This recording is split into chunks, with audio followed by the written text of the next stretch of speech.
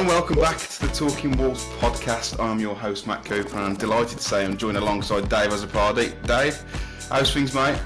Yeah, all good, thank you, mate. How are you? Yeah, not too bad. I feel a little bit worse for wear. I didn't go to the game yesterday, but I did watch it on the box in the pub with family. So, yeah, drinking on a school night, it's never clever. It's never a good idea.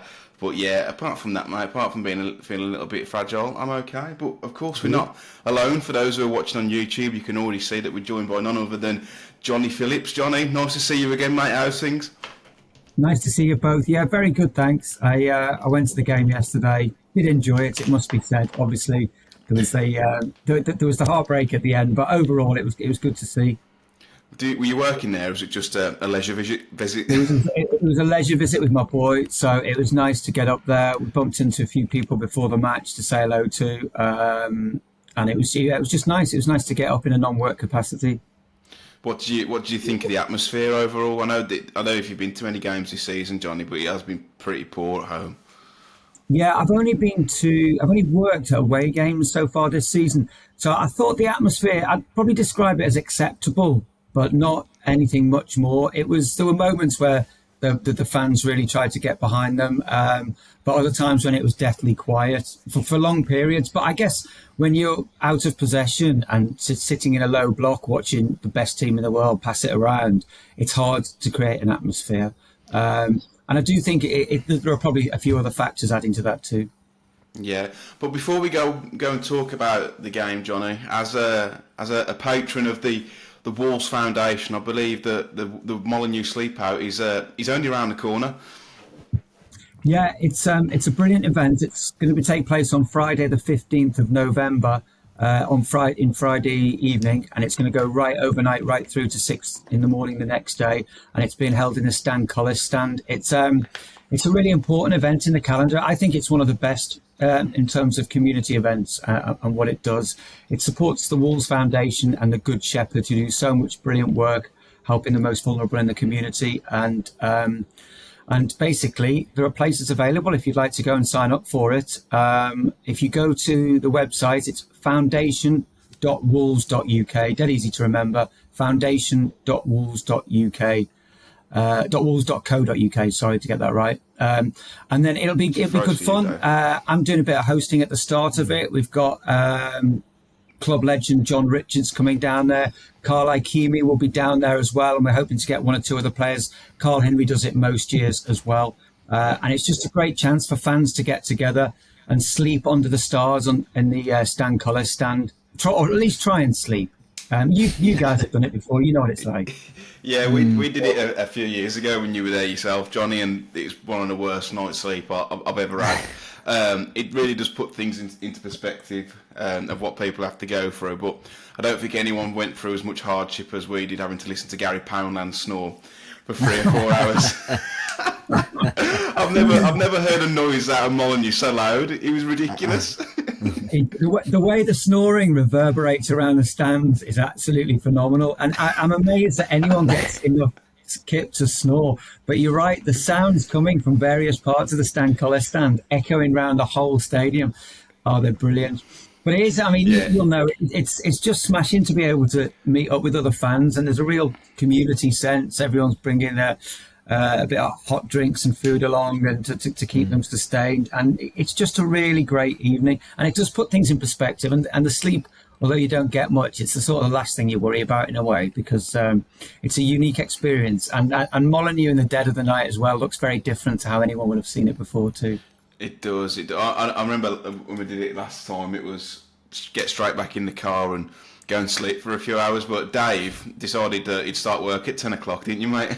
Every time, I think I've done it 3 times, and I've worked every time, like the day after, and it's like the worst decision I've ever made. So I said, if I manage to do it again this year or next time, I'll make sure I book the morning off or something like that, because it's like you said, you get home. Sometimes they kick you out even earlier than 6 o'clock. I think you're home by 6 sometimes, and then I'm there like, do I stay up? And like, nah, I'm zonked out for another like 4 or 5 hours, to be fair. But like you said, it's a good experience. I enjoy it whenever I go, minus the lack of sleep, really. I think we were pretty fortunate when we did it. The weather wasn't that cold considering the time of the year, but hopefully, Johnny, that... Yeah. I think last year when I went, it was like torrential rain. It was crazy. Yeah, we were. It wasn't It wasn't half as cold. Don't get me wrong, it was still cold, but yeah, if anyone is able to make it, is there a minimum donation limit that they have to raise, Johnny? Is it £100? Yeah, I think there's it's £50 to enter, and they have to raise £100. But the great thing about that is that every penny raised in both the joining fee and the sponsorship money goes straight into those two charities who do so much in our community. So I think it's really, really important.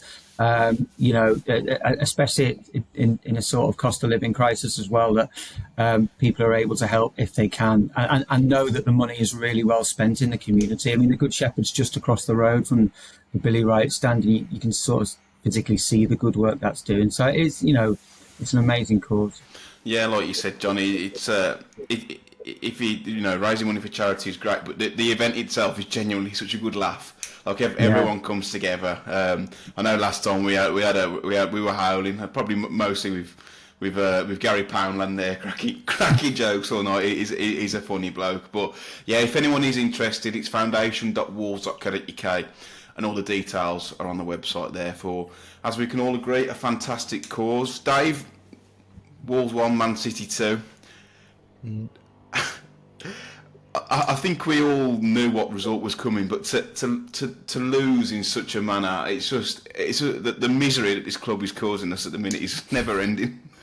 Yeah, I think you're right. I think there's a lot more of a frustration on social media because of how long we were almost in the game in terms of scoreline. I'm not going to say we were sort of going toe to toe with City, because that wasn't the case, but I don't think it was ever going to be the case.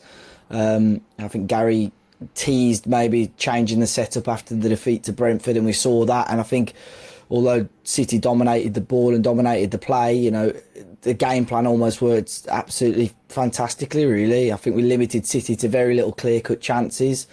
Took our first counter-attack of the game for us, really took that chance really well. But yeah, it's just frustrating with how it ended. Sort of one lapse in concentration, you maybe could say, or two lapses, cost us both goals. Other than that, it was almost an immaculate 90 minutes all. So frustrating with how it ended, really. Yeah, I don't think anyone expected us to get anything. I think labelling games as a free hit can be quite damaging. But the biggest kind of talking point pre-match, Johnny, was the fact that Jose Sarr was back between the posts. Some fans thought that he should never have been dropped. We don't actually know what's gone on behind the scenes. There's rumours that Sarr throughout the summer was kind of seesawing about, I want to leave, I want to stay, I want to leave, I want to stay. So I personally, Johnny, was really impressed with his performance yesterday. We know he's a great shot stopper. His distribution's not the best, but for me, he's a better goalkeeper than Sam Johnson.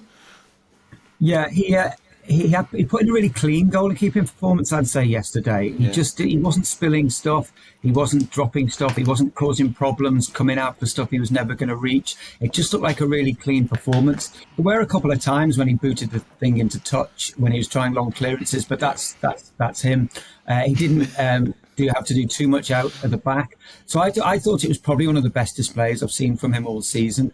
On that performance, you can't leave him out. But yeah, I think Gary O'Neill in his post-match press conference was pretty unequivocal in saying that there was no selection headache or anything like that when it came to what to do in the future now, having seen that great performance from Sarr. And I think Sam Johnson will be straight back in goal when he's fit and available. I understand what you're saying from that, and I think most people do agree with that. But I've seen quite a few people online saying that just sounds like there was no selection headache because he knew Jose Sarr would be able to come in and do a job. Like, that was never in doubt. But I perceived it as what you think, Johnny, that Johnson's the number one and they're going in a certain direction. But I think Johnson's short to medium to long game is a lot better than Sarr's, but I don't think he's as good a shot stopper. His commanding of his area is definitely nowhere near as good as Sarr's. So what direction is it that we're going in? Because for me, that's just wasted £10 million.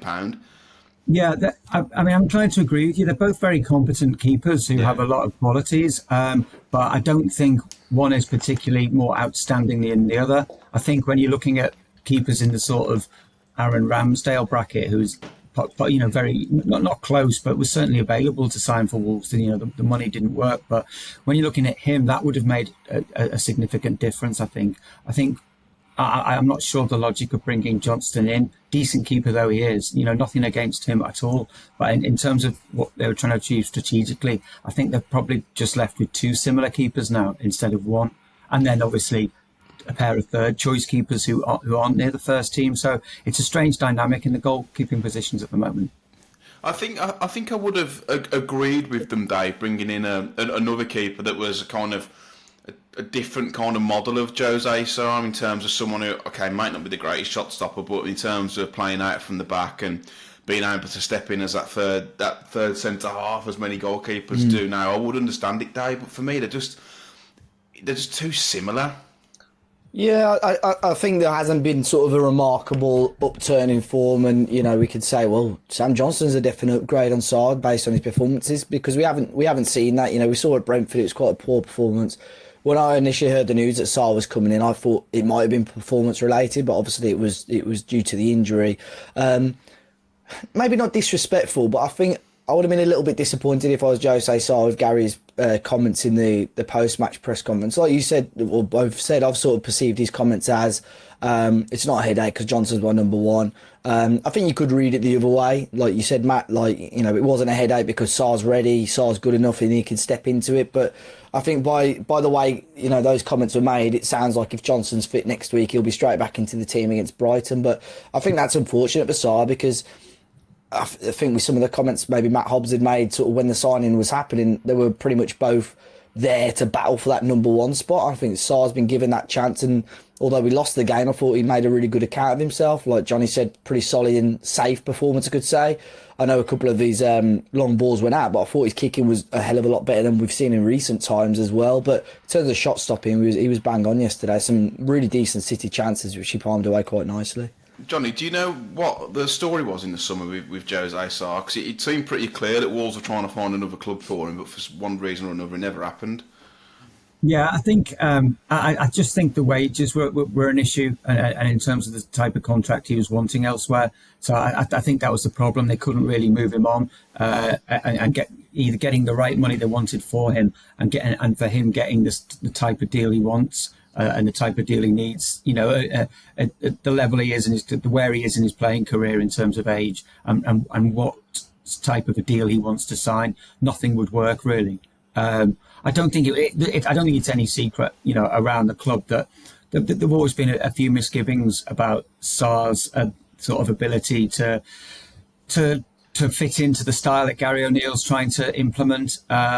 So, I don't think anyone was, there was no one was kidding anyone or anything like that. I think the situation was fairly open and dialogue was open with everyone involved. But obviously once he doesn't move on, and then once you sign another keeper, then that's all automatically going to, bring a few extra issues into the mix. Yeah, from a team dynamic point of view, you potentially got I'd imagine quite an influential player in Jose Sarr, sat on the sideline, sat on his hands, not very happy. That's why I was so shocked that they brought Johnson in without finding a replacement for Sarr, because it just causes a problem that didn't need to be caused. Yeah, and I would have probably thought that maybe you could have lived with Sarr for one more year. Maybe once it became clear that the finances were in the situation they were, do you then have to make a decision with thinking, are we best resourced in then committing funds to the goalkeeper situation? Because quite a few long contracts have been handed out as well amongst that group. Or do you think about, hang on, we could probably go with Sarr for one more year and then and look to strengthen another area. Now, obviously, hindsight's a wonderful thing, and as we've seen the season progress, Wolves haven't won a game. They've lost a centre half, and they look really ragged at the back when they have a four-man defence, and in a sense, it looks like a glaring omission. It probably wasn't at the time in the summer quite as glaring as that, and I imagine Matt Hobbs and his recruitment staff and the coaching team probably weren't thinking there's a gaping hole in defence here, let's sort that first. They had probably thinking, well, no, we want to go in a certain way with the keeper, so let's do this. But as it's transpired at this stage, it's not really worked for them, having left themselves short at centre half.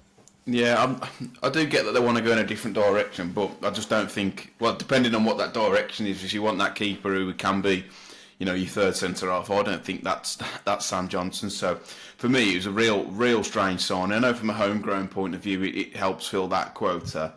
But yeah, a strange one for me. But Dave, going back to the trusty back 5/back 3, depending on how you look at it, it feels like Wolves are wedded to this system. It feels like no matter what coach or personnel come in, it's never going to change. Even though last season, when people thought we were playing at a 5 at the back, it was more of a 5 in possession and a 4 out of possession. But it was, for me, from what I was looking at, it was almost like a 3-5-2. With Semedo and Ait-Nouri almost coming into midfield a little bit, or playing as those wing backs. But it did seem to give us a bit more balance and a bit more impetus as a counter-attacking side, which has been, the key to our success or relative success over the last few years. Yeah, definitely. And we sort of had the two best chances of the first half, really, I would say. I mean, I think if you watch the sort of full passage for the first goal, it's unbelievable sort of awareness from Santi Bueno, quite composed, turn to find Semedo on the right hand side, and it's a fantastic ball across by Nelson Semedo. It's an unbelievable cross, really, and Strand Larsen, right place, right time once again. I think that's 5 goal contributions for him now, 3 goals. I've been really impressed with him, I have. Yeah. And I think he deserved that, and the other chance, Semedo as well. But great play by Cunha. I think it was to play him through, and unfortunately it was Nelson Semedo. I think any other player sort of in that midfield or forward upwards. You just knew as soon as he was running through, and it felt like he was running through for about 10 minutes. Yeah, just thought, God, I know what's anybody coming. else, they'd put it in the back of the net, I think. So, but I mean, it shows we could create the chances. I think you go 2-0 up there is a different game completely, and I mean, like you said, every minute felt like it was 10 minutes, even when we were 1-0 up, looking at the clock, thinking, right, how long's left in the first half? And there was only 10 minutes gone. So it was such a long first half. But, created opportunities. He might switch back to the back 4. But I genuinely think, we played good football. When we had a full-strength team last year, we played really good football, even with the back 5. So I'd still be inclined to maybe give it another go for the next couple of weeks. I would, especially with the next game being Brighton away, which is another tough fixture. But I think the way that they tried to focus the play down one side and then switch the ball, which I feel like was part of the game plan, Johnny, especially in that first half, it worked really well. But as Dave just alluded to there, that Semedo chance is for me the turning point in the game, because 2-0 makes it still a difficult game, but you've got something to hold on to then. Yeah, definitely. I think it probably was one of the turning points. On one level, it was gutting to see the chance go and miss, but on another level, it was great to see City opened up in that way. Mm-hmm. And I think that going with that formation it just really suited Semedo and Ait-Nouri, and they were able to really supplement the attack. So that and I get the thinking with a 4-man defence. I get why people want to switch to it and all the rest of it. But I do think with Wolves, it's been shown over the years that they can be incredibly adaptable within that shape of a 3. And the way, I mean, it used to happen with Doc under the good days under Nuno, the way they can just swing round and Doc can either come into part of a central defence and free up the left side, or by the same token can find himself further ahead of the likes of Jimenez and Jota and get great chances. There's nothing inflexible about 3 at the back, and you can still have a lot of scope for development within that. I hope they stay with it. I get that Gary O'Neill's his own man and he has his own ideas and wants to go his own way, but sometimes you've just got to look at the hand you've been dealt, and there was, there's clear evidence, I think, at this stage that we are more suited to that. And then maybe given the start to the season as well, priorities change. I don't know what the coaching staff would see as a success this season. I'm not sure what the fans see as a success this season, but I think the need to pull away from the position Wolves are in probably suggests that we should go with a formation and a structure that the players are most comfortable with. Yeah, I think now is the time for pragmatism, and I feel like, especially the last few years, a lot of coaches, especially young coaches, are almost sticking to the principles like Russell Martin, and almost like protecting their own kind of PR and their own career. and probably to the detriment, really, Dave. But the City goal, the 1-1. I mean, if you've got a centre half cutting in and whipping one top bins, like ours can barely string a pass together at times, and then you've got Guardiola who absolutely slaps it in. I know you said on the match reaction, perhaps someone could close him down there, but I mean, if you're totally honest, it's the same with the Fabian Schär goal. I think you're kind of happy for him to have a pot shot from there. They restricted him to a lot of long distance shots, but it's just an absolute worldie. Yeah, I mean, yeah, the technique and the quality of the finish is unbelievable.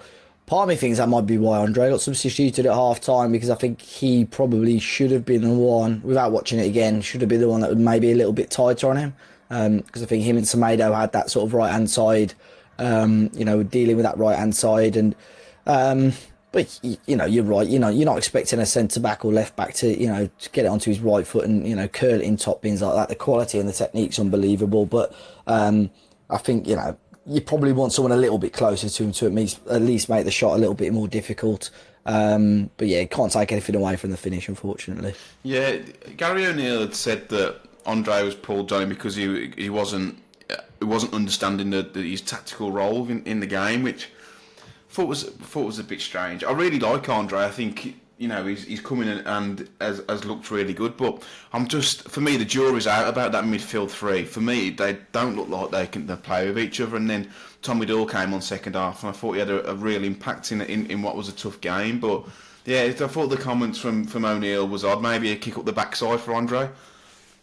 Yeah, I mean, without the context, it's hard to know too much. I think it would have been nice to have heard what his role was, and what bits he was failing to adhere to. Because I agree with you. It looks like the midfield three are squeezed in, but I do think you can get the three players on the pitch at the same time, just in a slightly different way. So even if that's one sitting incredibly deep with two further forward, or two sitting and one moving somewhere, I think you can get them on the pitch at the same time. It's just a question of how to do it. So I can see that it's tricky. It's hard. I agree with you. I like what Andre's done so far. He doesn't speak English as well, which is tricky. So he's got João Gomez and others translating for him. So I think we've got to give him time as well. But I think that was an astute signing and a really clever signing that hopefully will work long term for Wolves. Yeah, I agree, but for me, I know if you can get Andre for that kind of fee, because it feels like, sorry, who was he with before? Was it Fluminense? Fluminense. They were trying to tout him to absolutely everyone for what felt like two or 3 years. He's linked with Liverpool, linked with Fulham for like 40 million, 50 million. So I think when the opportunity presented itself for Wolves to go after him, it did feel like a bit of a no-brainer. But Dave, as we've discussed before, there's more pressing positions that we needed to invest in, and it is a good opportunity. But we should have gone and got a centre half with that money, or put a bit more money towards someone like Aaron Ramsdale. No, I agree. I think, like I sort of tried to explain, or sort of had my own theory that maybe, I don't think the centre half market was fantastic, to be honest, especially towards the end of the summer. I just felt the Andre signing was almost sort of a midfielder to sort of help the defensive side of things. It's not particularly helped as of yet, to be honest. You look at our defensive record, it's been awful. Only time will tell. But yeah, it's one of those. I think Wolves, you got one hand, yes, we need to bolster other areas, but on the other hand, you got a fantastic player here available for a fee that we're probably never going to be able to get again. So no, I've liked what I've seen. I don't think anyone particularly played well against Brentford. I actually thought Andre was okay yesterday.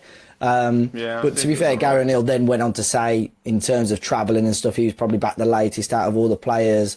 So in terms of sharpness and fitness, probably wasn't great. But I'd rather him have just said that in the press conference, after the game, saying, he wasn't 100% sharp. So I felt, to bring on, but he had a little slight dig at him. So I don't know. I thought the rest of the first half, I felt Andre was okay, to be honest. Yeah, so did I. But he doesn't seem to want to ever drop Lamina. I think there's a case of João Gomez. I think it was good against City, but like from this season, I think Lamina and Gomez have probably been the worst. Gomez was much better yesterday, to be fair. It was much better yesterday. But you look at Andre, he's a 23-year-old coming to England, doesn't speak the language. Look how many players who have come to the Premier League and have taken a year or two to settle, like the likes of Mitoma or a lot of players at Brighton, like Belieber in the middle.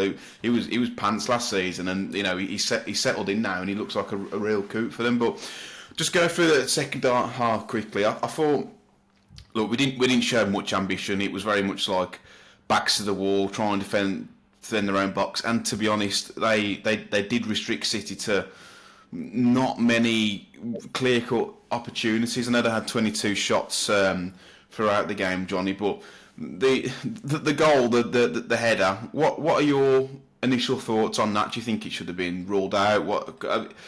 I've got my opinion on it, but it's interesting to see what you think. I think with that, I think the rules have changed down the years. I think a few years ago it's just an automatic disallowed goal. I think there's now become grey areas with what level of interference attacking players are allowed to get away with goalkeepers. I mean, Sarr is still trying to set himself by the time that Stones is heading it. So in that sense, he was certainly interfered with.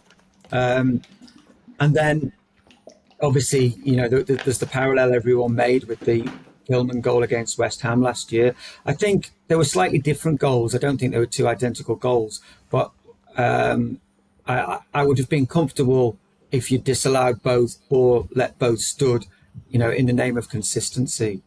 What was interesting was, although it didn't come across at the time, because I was confused, the referee was sent to the monitor because the goal was initially disallowed on the pitch. Yeah. Now that never really came across. Certainly on television, I'm not sure the commentators were aware of that, and certainly sat in the stand, I wasn't aware of that. So when Kavanagh did that, came away from the monitor and did that. I thought you weren't going to give it.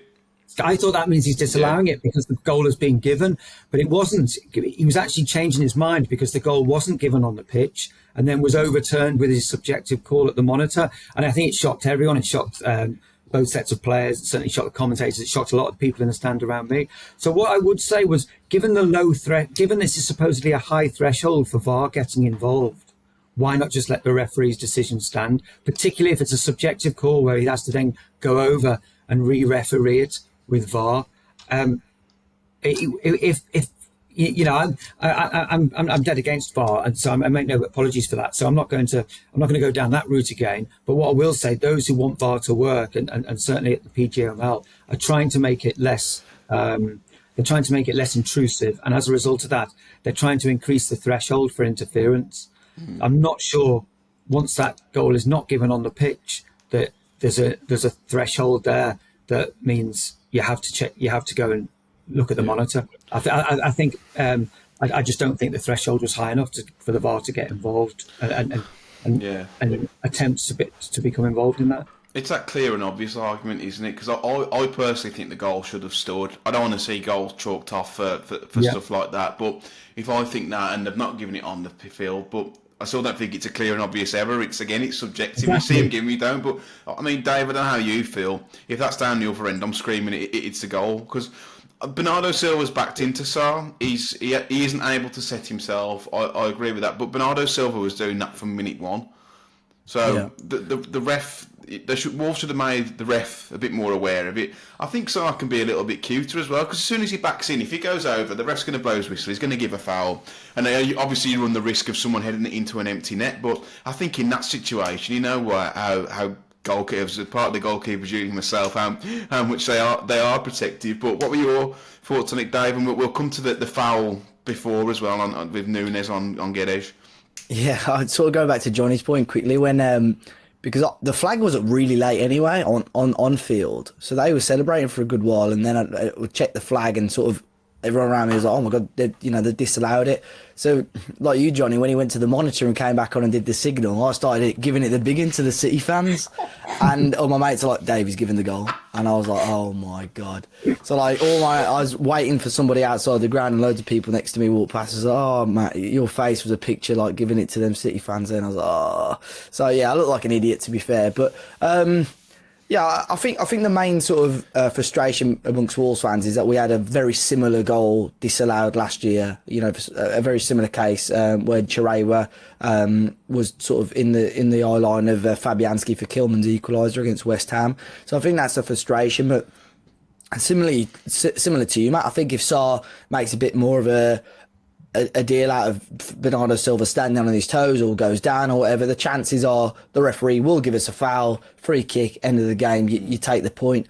However, saying that, I thought Kavanagh had a frustrating game because I felt he sided with City a lot on the 50-50s. When João Gomez got booked for argument's sake on the City free kick on the edge of the area, that was just absolutely ridiculous. Yeah. So I just felt, it would have been sod's law that Sarr goes down, John Stones heads it in, and VAR do nothing about it because they say it's a soft foul or whatever. But yeah, I think it's a goal. By the letter of the law, it is a goal. But it's just frustrating that we, had something very similar go against us, towards the end of last season as well. Yeah, I think it was in the lead up to the passage of play where Nunes comes from behind on Guedes. I think it's Nunes.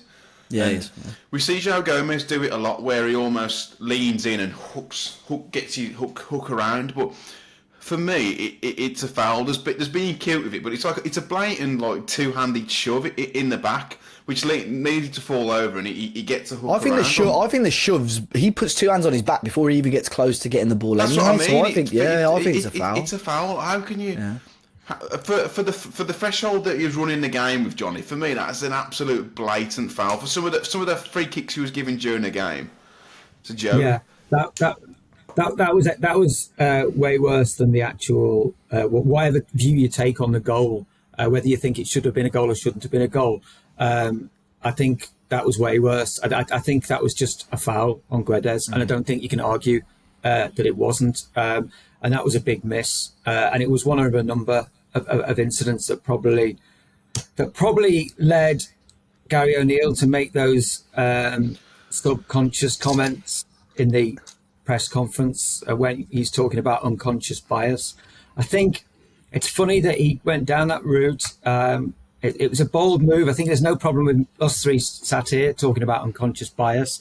I think fans can do it. But to hear a Premier League manager do it was interesting. It's sort of, you're taking a bold step there. I think unconscious bias exists in every walk of life. It exists. Stereotyping exists in your work. It's throughout society. So of course it exists within football too.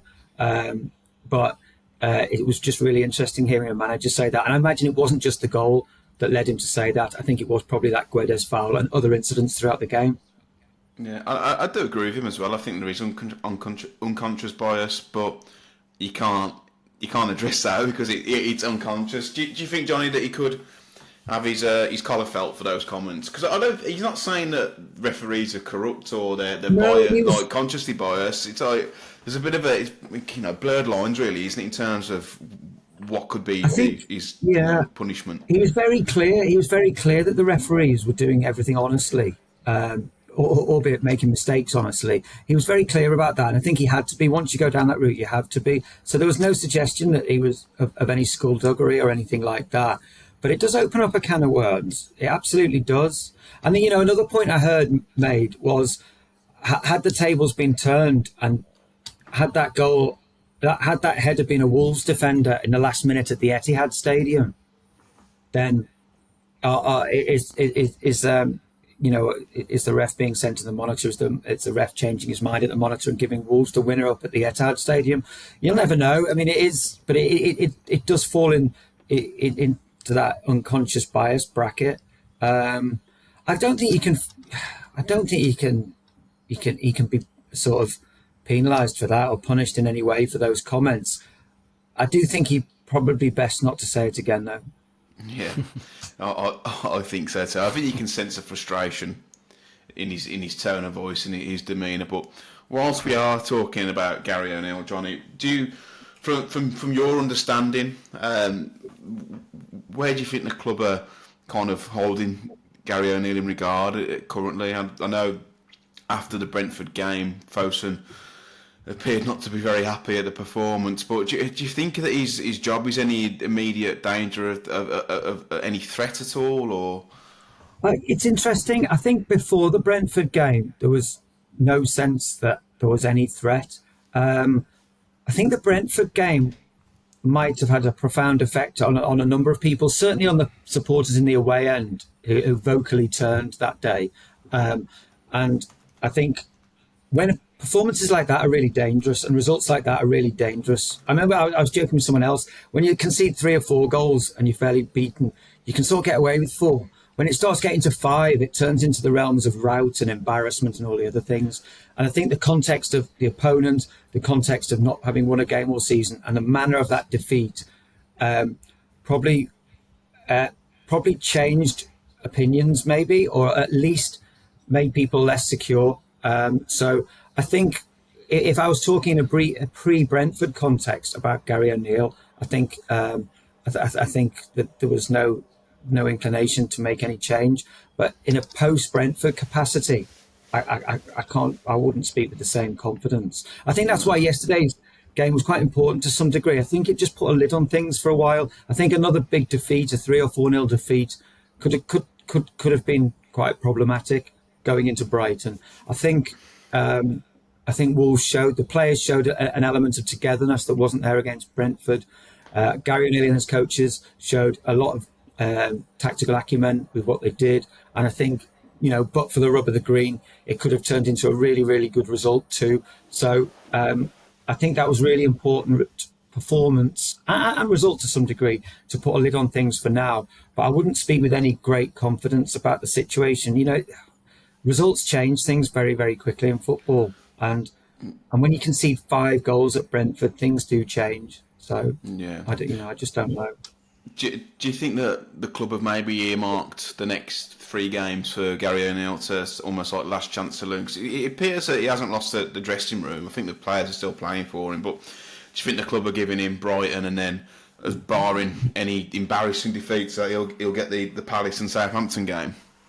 Possibly. It's an interesting point you make about the players. And Gary O'Neill, he did an interview with Sky before the match, and talked about a microscope being shone on areas that were there last season, but because Wolves were doing okay and getting good results, no one really paid any attention. And that dressing room situation is probably a classic one of those. I think the Wolves dressing room's always been quite a challenging environment to work in for Gary O'Neill since the day he walked into the club, with several big characters and several people with opinions. And then, when you ship 5 goals at Brentford, people say, "Oh, has he got the dressing room? Are they playing for him?" And then they're probably just the same sort of challenges that existed when he was winning games, but because they got results, then people weren't focusing on that. So I have an element of sympathy with Gary O'Neill on those levels. But in terms of how long you give it before there are parallels with Lage, aren't there? When Bruno Lage picked Ruben Neves at the back and Wolves put in that awful performance away at West Ham, that was the tipping point for Fosun. I don't know what the tipping point would be this time. I think Matt Hobbs has a lot invested in Gary O'Neill. It was categorically his appointment, and I think he has a lot invested in him in a way that or Scott Sellers, for example, with that role, wouldn't have had invested in Bruno Lage, for example. So I think that's a different dynamic, and I think that's a factor that you have to consider. I think things will probably be a lot clearer after the next 3 games, maybe. Do you think that the club are already speaking to potential suitors for the job? I mean, you'd hope so, wouldn't you? You'd hope they wouldn't have to do what they did with Lage and sack him and then realise that nobody else wanted the job. I mean, Steve Davis, what's his face at QPR. Do you think that they are? Yeah. Do you think that they are succession planning just for the? I still think that he will go this season at some point. But do you think they are looking at other options? Yeah, I think it would be silly not to be succession planning. I mean, Manchester United did it all summer, and Ten Hag's still in a job. I think it's really hard. I was talking to an out of work coach the other week, and he says it's horrible in a way because you're sort of sitting there looking at results, thinking, is that an in? And you don't wish your colleagues and your managers to fail, and it's not nice talking about that. But the way they were burned with that whole situation, once with sacking Lage without a succession plan in place, and then initially being rebuffed by Lopetegui, would probably make them not want to go through something as just something as just tricky as that again. If O'Neill is to leave at any stage, you would think they're in a much better place, and than even a much better place even than when they lost Lopetegui. There is something lined up. But I think it's not nice to say it, and it's not morally, it doesn't feel right saying that. But in the Premier League and in the way it operates, I think it would be surprising if something hadn't been lined up. It seems that there's been a bit of a shift in terms of the managerial kind of style and appointment that they would go for. I think a couple of years ago it would have been a shoo-in for a Portuguese coach to be the next one to take over. But do you think that they're going to go down a similar route of Gary O'Neill with a British coach, or do you think they'll be assessing other options? And for me, I think they need to get back into bed with George Mendes a little bit more. I do. Yeah. I do. When it worked fantastically. Yeah. Imagine having an agency like Chesterfield's and the access to the players you've got.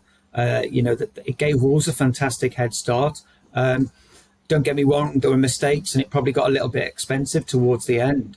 But there were, it really worked. And I would absolutely get back into bed with Mendes and go with the Mendes appointment. And given the amount of sort of Portuguese, Spanish speakers at the club as well, I think there'll be no issue with that. But obviously, that brings its own tensions, and it did right from the start with the recruitment department in place. That's always going to bring its own tensions. It's whether or not people swallow their pride or what have you. So I wouldn't rule out going back to a Portuguese coach. I don't think the relationship with Mendes is as strong as it was, and I'm not sure that everyone would want to go back to Mendes and bring a Portuguese coach in. I think they would look around. I'm a big fan of the work David Moyes does, I'll be honest with you. I think if it came to this, and we're talking about a club who still has a manager here, so I don't want to show any disrespect to Gary O'Neill, who's done some really good things in his time at Wolves. But if things don't work out over the next few weeks and maybe next few months, however long it would be, I think Moyes is an incredibly well-equipped firefighter who can deal with managing up as well as down. Yeah, I mean, we spoke about it at length on the podcast over the last few weeks, and I think we're all in agreement that David Moyes, if O'Neill is to be moved on, would be a fantastic appointment. Fans will say, his style of football's crap, but it's not the best at the minute, and we're losing games, so I don't really care how we play as long as we win games, and I thought he did an amazing job at West Ham. I don't know why. I'd go back to when he went at West Ham on two separate occasions, and both times they were really struggling. One time he went in with Marko Arnautovic as this sort of unruly, unmanageable footballer that the club was stuck with, and he absolutely got a tune out of him, a player who's possibly the most un-Moyes-like player you could imagine. And he was even the style of football stuff, the criticisms, I think. He probably played in a certain way at Everton, and they were, they had a bit of a dogs of war 4-5-1 style, but I think he really, really improved West Ham, and he could deal with flair players, he could deal with all sorts of different players, and by the time he left West Ham, there were some very good players there, and they played some very good football at times. They've smashed us a few times as well. I'd take a couple of 4-0 wins, whatever style we play, you know what I mean? They beat us during COVID and then even last season as well. If you ask many West Ham fans as well at the minute, I think they're taking back in a heartbeat. The grass isn't always green on the other side. What we've got to be cautious of is that very, very soon there's going to become a pocket of time where a lot of clubs move their managers on as well, and he's going to be a hot property, whether it's with Palace, probably not Southampton, but a couple of other teams. That's what Wolves have got to be quite cautious of as well. I think as well, we've got to be careful that, say, we are cut adrift. We lose in the next three, which would be, for me, us all but down. If I'm totally honest, he has to go if that's the case. Anyway, he would have to go. I think if you don't beat Palace or Southampton, or you lose to one of them, I think he should go personally. Yeah. But you got to look at it as, how many managers, unless they're getting paid a shitload of cash, are going to want to come in and take that on? I mean, would a manager only want to take Wolves, all right, they've got a good squad, but say if they've got 1 point after 11 games, it's a poison chalice, isn't it? Difficult. Yeah, very difficult. Yeah, it is a bit, I guess. I still think it's an attractive job on certain levels in terms of the quality of player that exists there. I think on other levels it could be a less attractive job if Wolves still have a point just a point in 3 games time. But I think it's a Premier League job, and there are only 20 of them. So I still think that plenty of managers would be interested in taking it. I also think a lot could change. Say for example, Wolves go on and win the next 3 and end up with 10 points in 3 games time. Then absolutely, that's vindication of what Gary O'Neill's been saying all along, and the fact that those who support him say that there's been a tough run of fixtures, and Wolves are putting in performances, and the metrics do suggest Wolves can turn this round. So I think we're probably at a stage where an awful lot can happen both ways, in favour of Gary O'Neill and against him. Yeah, I mean, we've said all along on the podcast we want nothing more for it to work out for Gary O'Neill, because that would mean that our club is doing well. But say if it comes to January and we're still down there, but we're still on life support, do you think that Fosun will splash the cash again like they did a couple of Januaries ago? My issue is with that, then you're hamstrung for the next 3 or 4 windows because you've gone and spent 100 million in January. Do you think that they will do that again?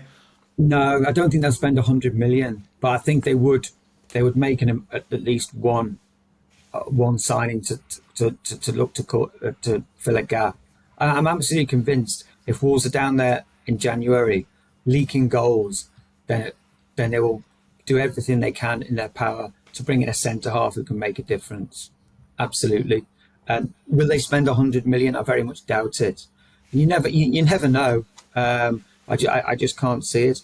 Wolves, Fosun don't want this asset to end up in the Championship, and they absolutely understand that. And I know Jeff Shee's coming for an awful lot of criticism, but he doesn't want this to be a club that's in the Championship. They want investment. They're very, very straightforward about that. They're very open about that, and investment will pretty much only come if Wolves are in the top division. And Wolves only have that visibility with Fosun.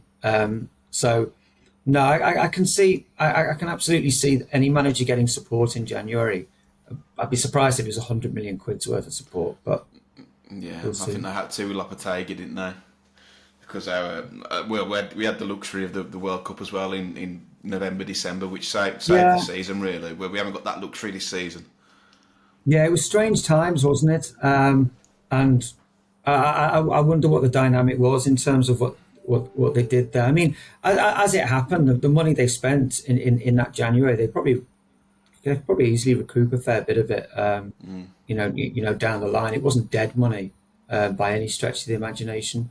But yeah, it'll be interesting to see what happens come January. I mean, how many games have we got? We've got another 3 or 4 before the next international break. 4, is it? I think so, yeah.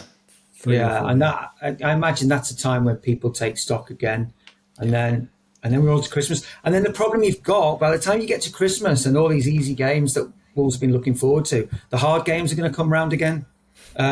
So whatever is happening, that everyone at the club should be looking at every stage of how this season progresses, and each component of the club. And by that I mean the players initially, the coaches, the recruitment staff, and the owners. Each component of the club should be looking at what the challenges are for this season, really, just for this season. Yeah.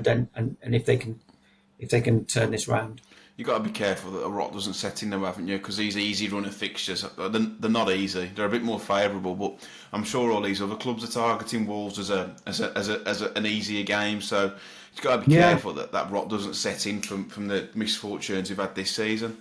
Definitely. I mean, I wrote something today about the fact that then they're easy games if you've won 5 or 6 already, and then you're in that position. Oh, brilliant! We've got Southampton and Palace at home. They're absolutely not easy games if you've got 1 point, because I covered Southampton on Saturday, and they will absolutely relish coming to Molineux with a Wolves crowd still waiting for a first win of the season, that there's nothing more straightforward about that game than anything that we've had before. And also, you know, the onus, Wolves won't be going into Southampton at home with a low block, so that there'll be a lot more opportunity for Southampton to express themselves in that game. So yeah, I'm really wary of people looking at fixtures and thinking, oh, we'll pick your points up here, we'll pick them there. It never transpires like that. It doesn't. I know Wolves typically turn from like late November to like mid-January. They turn into like Brazil, don't they? We always seem to get a really good Christmas run, and we'll win in the third and fourth round of it with the FA Cup. But yeah, I just hope they can turn it around. Johnny, what do you think the possibility is of West Ham, Lopetegui leaving West Ham and coming back home? Coming back home. I don't think he will ever work at this club under its current ownership again. I would be, yeah. Are they not fans anymore?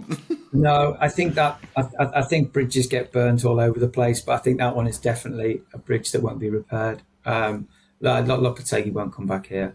But it's interesting how he's found a lot of difficulty. It was again, chatting with one of his coaching staff at a game earlier in the season, it was an opportunity. West Ham was one they waited for. They did have opportunities to get in elsewhere, and they were really, really keen about what West Ham offered them, and obviously the money that they were able to spend and the rest of it. And it has gone quite sour quite quickly there. So yeah, it'd be fascinating to see if he turns it around and what happens with that club. Definitely. Yeah, to be fair, I think they signed 11 new players, something silly like that. So those sort of things do take a little bit of time to set in. But I know that you mentioned there, Johnny, about investment. Is there any signs of investment coming into the club? It's, you know, there's rumours that they've had offers for the entirety of the club, but just don't want to sell, do they? I think a lot of fans will be frustrated to hear that. I don't think that's. Yeah, I think they'd sell at the right price. I don't think they're looking to sell. Yeah. I think they're looking for investment initially, as in a decent minority investment. I'm not talking 1 or 2% here. I'm talking a decent minority figure that would allow them to progress in areas they want to progress. I think if they got a silly offer for the club, they'd accept it and walk away.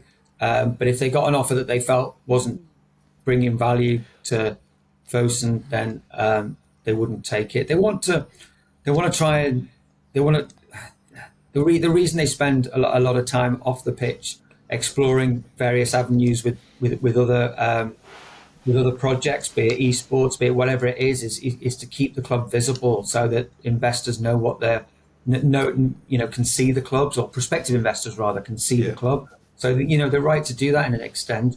But I think that they're probably looking for a bit of private support within the city to try and do structural and developmental work to improve the surrounds of the city and the town. And I think if they were looking for investment that could make a difference on the pitch, that would be somebody coming in and putting money in some form of minority stake. It's just really, really difficult.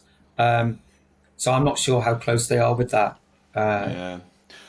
Yeah, I know there's an influx of American money in the Premier League, isn't there? I think that a lot of American investors, especially with the strength of the dollar against the pound, it's almost like a fantastic opportunity to be able to grow the game, because I know like a lot of their sports franchises are a bit of a closed shop, aren't they? Whereas the Premier League, I think they've identified as a great opportunity. You just got to be careful that you have so many American owners, because then they can vote against having no relegation, can't they? Is it 4-team majority that they need to be able to vote? So we've got to be careful of that. But before we go on to a few questions, Johnny, was there anyone in the summer that you know of that Wolves were heavily interested in who for some reason or another didn't manage to sign? There was loads of rumours doing the rounds after the window around Adam Webster, but I think Liam Keane at Express and Star had quashed that. Was there anyone that you know of that Wolves were looking at? No, when I heard it at the time, I didn't know about Adam Webster. There was Tommy Conway, wasn't there? The Bristol City fella. Yeah. But they were quite heavily interested in it at one point, but that seemed to go away. There were a couple, and there was one in South America. His name escapes me now. There was one in South America who didn't come off. And he was in that sort of winger mould when they eventually went for Carlos Forbes. But I'm trying to think back. God, it feels such a long time ago now, the summer. Yeah, I'm trying to think back. Dave might know. The only one that I can, maybe Ramon Sosa, but he went to Forest. Was there a German defender going back a while that Wolves were quite... Elvedi, the Swiss guy playing. Yeah, him. Yeah. That went away though, didn't it? But I think that might have been close at one stage, just not this summer. Yeah, he seems to be linked with Wolves for like the last 3 or 4 windows, hasn't he? But just never seems to happen. But yeah, I mean, I'm hopeful that they'll make a couple of additions in January, especially if we're still circling the plug hole. But before we close, sorry, go on, Johnny. No, I was just saying, on paper, you see, on paper, our squad looks okay, and with a couple of additions, it could be okay. I think for all that you can be very critical of certain recruitment decisions, you've got to give praise where it's due as well. And there are certain areas that Wolves identified, and on paper they look okay. It's just that as it's happened, they have gaping holes have emerged owing to a number of factors. I still think you need another centre half, especially if they're going to persist with the three at the back, because then you've only got one cover, haven't you? I know if you're playing 2 centre halves, I think anything more than 4 is just seems daft. But I think if you are going to play the 3, then I think you do need 5. Maybe Mapoyu, maybe the one who comes in as that cover. I know with like at Villa, they've got 3 or 4 established centre halves, or 3 established centre halves, and one younger lad whose name escapes me who can come in and do a job if needs be. Maybe that they identified Mapoyu as that, but Dave, they signed him injured, didn't they? Yeah, injured. I think he's back in full first team training now, to be fair. So hopefully sooner rather than later, might get a couple of 21s games to get up to fitness, but hopefully sooner rather than later we see him on the bench. It was nice to see Lima on the bench as well. I know he didn't come on yesterday, but he's had rare first team opportunities in the league anyway. But I do feel for him a little bit, Pedro Lima, because I remember when he signed, he said he joined Wolves because he wanted the best chance of making the Brazil 2026 squad. But he's basically got to break into the team by the start of next season and have a pretty consistent season. So for his sake, I hope he's in the Premier League and he gets a good shot at it as well. I mean, he may do if they don't renew Semedo's contract, which I'd be shocked if they did, Johnny, considering the wages that he's on, unless he took reduced terms. But yeah, I can't see them renewing his contract. No. It's a shame because he's like such a you saw yesterday how good he is. Yeah, apart from in the 18-yard box. Falls to pieces. Just quickly, we'll have a few questions before I let you go, Johnny. So Richard Fletcher has asked, are fans giving it the whole, I'm done with football? I feel like Richard's aiming this at me, if I'm totally honest. I'm not bothered about going anymore just because the team aren't winning and we're underperforming, or is a genuine dislike of the sport as a whole nowadays? I swear if you would turn their mentality around, should we start winning games? Of course, if you're winning them, we would like to go, but I've just fallen out of love with the concept of football and what it's become and how sanitised it's become, Johnny. I know you report on it for a living, so you're probably feeling a lot more stronger about things than I do, but it'd be interesting to hear your thoughts on that. Yeah, do you know what? I think it's not just something exclusive to Wolves fans that they're falling out with love with it to some degree, even though results have obviously exacerbated that. I was at Southampton-Leicester on Saturday, and there was quite a lot of empty seats in the Leicester away end. You don't often see away ends with that aren't sold out. And there were just empty seats there. And I thought, you know what, coming down from Leicester, even though there's a price cap on it, something's probably given there. They're a well-supported club. They've always had a decent away following. And I think we'll see it quite a lot now. I think it is, I think all owners, and not just Wolves' owners, all owners want their grounds filled with not season ticket holders. They want the grounds filled with people who are match day roll-ups or overseas Day supporters. trippers. Yeah. I think they want to monetize it. Now that's purely commercial, and I don't see if you're an owner and if you're looking to maximize your profits and you're trying to compete with clubs like Manchester City and the billions knocking around there, then you're perfectly entitled to do that. But I think if that's the route that all owners are going down, then they have to accept that their grounds will not have those sort of febrile atmospheres that make Molineux so great, or wherever it may be, Leicester, Southampton. And I think back to that Man United FA Cup quarter final a few years ago, and the atmosphere there. Yeah. And I think they will become rarer and more infrequent because of the demographic of supporters and the fact that it is. That's something that will have to be worked on, and that's across the Premier League. So I get how you probably do feel it's easier to walk away from committing so much money every year to it. There are alternatives out there, and it's a challenge for all clubs. DH Wright has asked, and Johnny, it's something you might be able to give us an insight in terms of media obligations. He said he's Gary O'Neill in damage limitation mode. 15-minute long Sky Sports interview and a chat with Don Goodman in the dugout yesterday. What other managers in the bottom half are doing, that seems like he's trying to protect his own image. Well, yeah, there are rights. There are rights holder obligations that they have to do. I don't know a single manager who, given the option, would just get rid of all interviews. So any manager, if you said to him, you don't have to do a single press interview this season, are you all right with that? They would probably say yes. There are very few. Obviously, Gary O'Neill went on Monday Night Football. That was something that came from him, something he wanted to do. So that was a question of getting across his points and getting across his image. But I imagine yesterday, without knowing the exact ins and outs of it, but when Sky do live matches, they do request certain amount of time and appearances, and that was something in the dugout where they would have put that to Wolves, and Gary O'Neill would have looked at it and thought, yeah, I'm happy to do that. That's fine. So that wouldn't be something that comes from Gary saying, any chance you can get a sort of sympathetic pundit to sit next to me and tell me how great Wolves are. That wouldn't come from Gary. Absolutely not.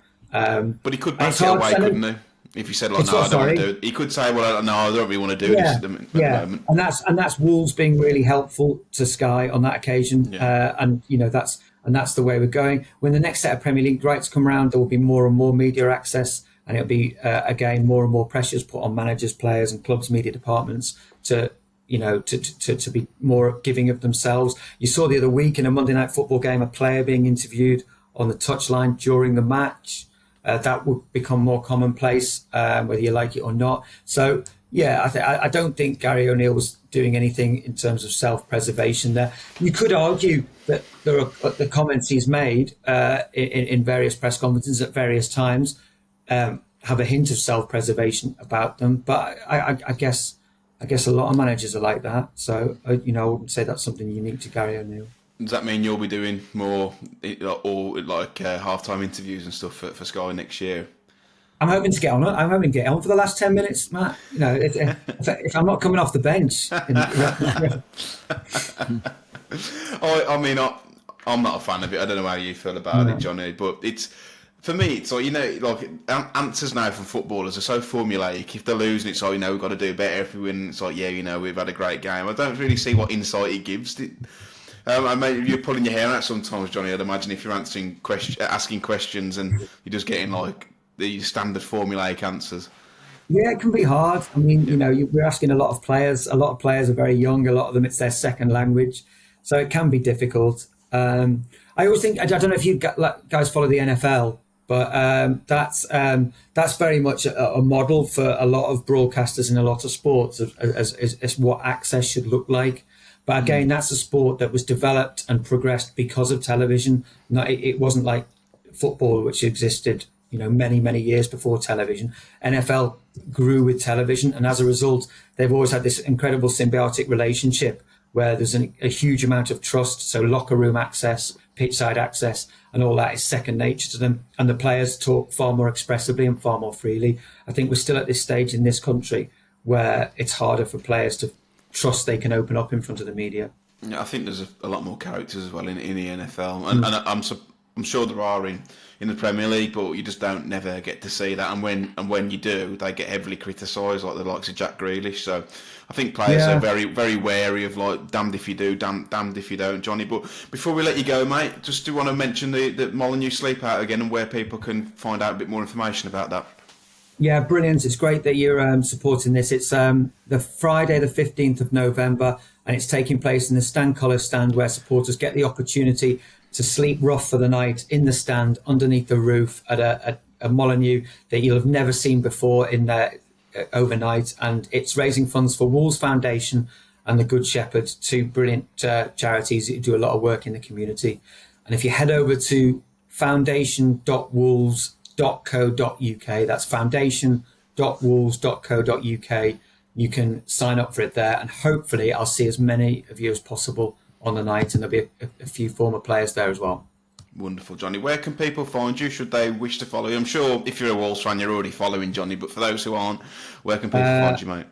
Twitter is @SkyJohnnyP, JOHNNYP, and Instagram is Johnny Phillips Insta. Wonderful. I've not gone further down than those two. TikTok, no? No TikTok, Johnny. At the moment, but I'll be bouncing around on TikTok in the near future, I'm sure. Yeah, I'm sure you can get some dance moves on there, Johnny. I've seen a few. bit of a mover. Johnny, it's been an absolute pleasure for having you, mate. Thanks for coming on again. We always enjoy talking to you, and our viewers always enjoy having you on. So, yeah, big thanks to you again, mate. Thanks for having me. Great to speak to you both. Cool. Cheers, Johnny. Dave, enjoyed that, didn't you, mate? Good podcast. Yeah, all good. If you are watching on YouTube, please drop us a like and a subscribe if you're new here, and then on Apple or Spotify podcasts, please drop us a 5-star review. It really does help us. But yeah, until next time, have a wonderful week. Take care, and up the Wolves.